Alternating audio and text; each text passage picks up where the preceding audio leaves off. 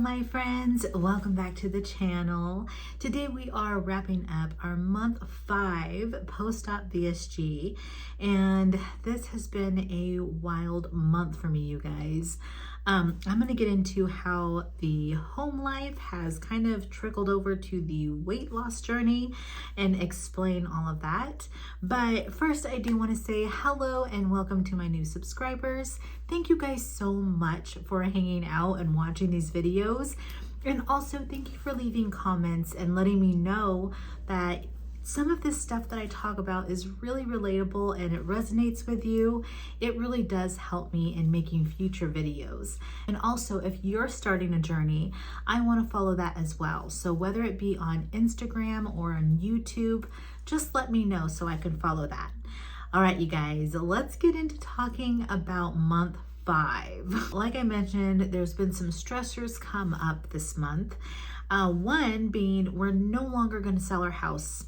There is some things that happened. The city has decided to do some maintenance on our sewer, and it's just not an ideal showing, for someone who's looking to buy a home. You don't want them to see construction going on outside. So we've decided to put that on hold and just kind of continue to get the house ready, just not really know when we're going to sell it. Another one is work. Unfortunately, the organization that I work for has decided to sell itself to another organization. Now, this doesn't just impact me, it impacts my husband as well, because he also works for the same company that I work for. So what's going to happen? We have no clue. They're basically giving us a year guaranteed that we do have our job, but they can't really speak for in the future or beyond that year.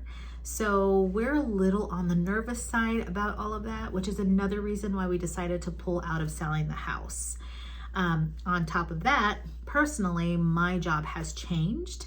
And it does have something to do with the merge of these companies, that they're just kind of reevaluating the job structure, the workflows, and now my job is changing by a lot. One being I am working 100% at home, which is great, but again, it's just a really different workflow. So it's caused quite a bit of stress for me this month. I'm not gonna lie about anything. Life decided to just life, and I had to, at that moment, really just take a breather from the weight loss journey and find a way to get more solid and more seated in my mental health, because I didn't want to go through tons of anxiety. I didn't want to carry this depressive, negative feeling, because if I continued to nurture that negative side and if I put all my attention there, it was eventually going to leak over to my weight loss journey. And I really needed to just take a step back. And what I realized was I was working out very, very hard the first 3 weeks of this month. Working out so hard. I was doing weights, I was doing cardio. It felt so good. But then it started to feel really, really different. Once I started stressing out a lot and having a lot of anxiety, I ended up getting more anxiety when I worked out that way. So I realized I had to really step back and not do that. Instead of working out that intensely, I ended up feeling more comfortable by going for hikes, going for walks, taking it really easy, kind of nurturing my mind. And that's really what I needed at the moment. Of course, I would have loved to just hit it really hard and burn all these calories and just lift weights. But when you really are going down a road where your life is getting shaken up, everything that you thought your plans were are just saying, no, it's not going to work out. And the uncertainty if you're going to have a job in a year is just like, what is going on? I knew in order to make anything further successful that I really needed to get right. I needed to ground myself again and really do things that were nurturing. So we planned a camping trip. We went camping, we went into nature, we went on a 6-mile hike. We did so much. We went into the coast, we explored up and down the coast and just really relaxed and reset our minds and go back to just having faith that this is all gonna work out. It's all gonna be fine. So those are just a couple of things that kind of trickled over into the journey. And some of the stress actually affected my eating. It affected my exercise, like I just mentioned. But we still saw some progress. So I do want to say that. But let's just do a little bit of a recap from last month, and then I'll jump into this month. So last month, I was at 190.2. And I had just crossed over to wearing a size 12 in pants and a large in tops. And then I did mention that my labs were a little wonky, so I had to tweak some of those things. I had to stop eating vitamin D in anything, and that includes my protein, which was like weird to get used to, but I couldn't have any protein shakes. And then instead of taking a multivitamin, my doctor switched me over to a B complex for now. So that's last month. And I also tweaked my eating schedule. I mentioned I was going to start eating at 12 o'clock, and then I was going to close the kitchen down at 7:30. That was going to be it. And then all in the morning, I'm just drinking liquids. And then after 7:30, I'm drinking liquids. So I really like that. I will definitely continue to do that. Now let's talk about food, because the stress did affect me eating. I just really, some days I didn't want to eat lunch. So on those days, I would end up doing something naughty. I would end up grazing when I actually was hungry. And that is just so bad, you guys. I hate the fact that I do graze.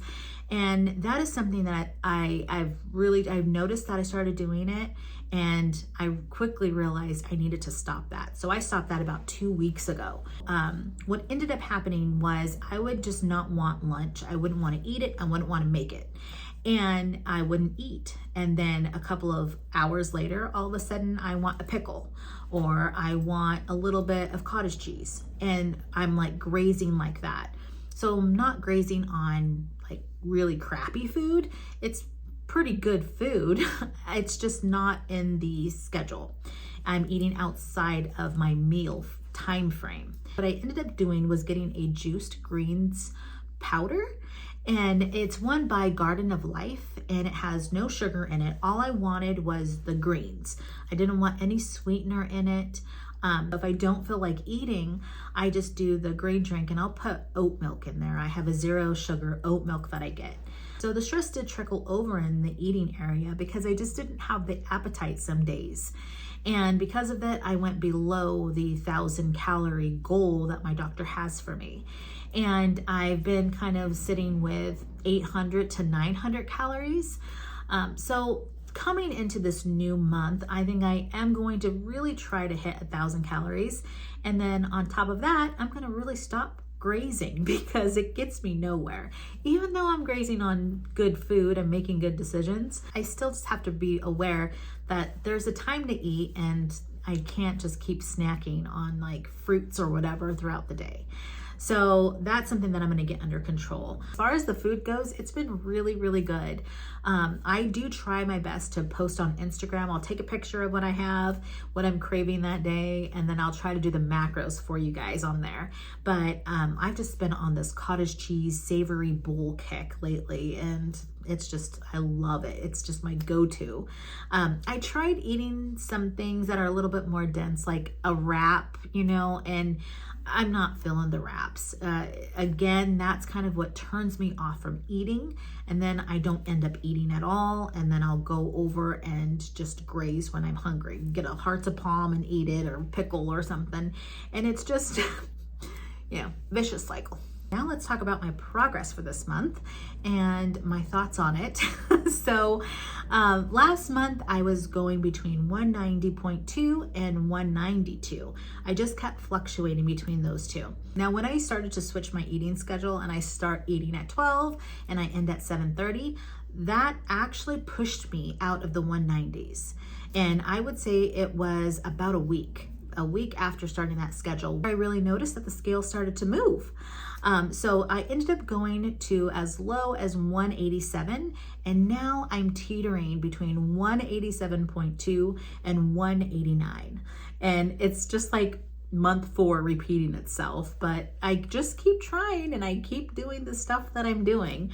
But that's currently where I'm at. I don't even know if I want to call it a stall, because it's not like things are stalled. Things are just kind of fluctuating. And also last month I had just went into a size 12. Well, this month I am a baggy 12. So my pants are getting a lot more loose. I'm still in a 12, but they're looser. And then my tops, they were a large last month. I just went into a large, and now I am into a medium, and that is in my t-shirts and my dress shirts. So I definitely noticed a difference there. I've been taking pictures, and I'll insert those at the end, but I took some pictures and my belly beads, they have dropped down lower. So things are definitely looking different. I just don't see it on the scale. So again, I don't really want to call it a stall, but I will call it a stall on the scale because that's, I mean, you know, you're just kind of fluctuating between those two, and I'm not losing anything as far as it goes with the scale. One thing that I can say though is I know that I'm losing weight very slowly, because that is only a loss of 3 pounds in a month. Now that kind of concerns me, only because I do have a history of PCOS, and it makes me a little worried that my PCOS might be causing some type of little delay.